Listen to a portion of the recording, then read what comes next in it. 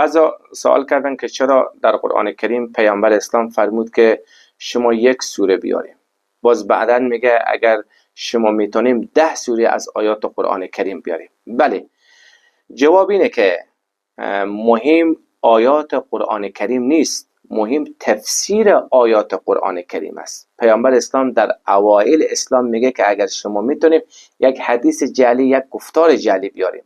آیات مکی کم است، پیامبر اسلام میفرماید که اگر شما میتونیم یک سوره بیاریم. وقتی که آیات الهی زیاد میشه در قرآن میگه شما 10 سوره بیاریم.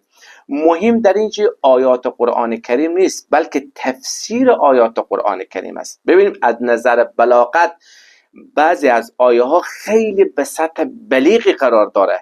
شما مفسرین فارسی زبان که بگذاریم، حتی مفسرین عرب که بزرگترین از اونها اگر شما عربیات داشته باشین مطالعه کنید، ابن خلدونه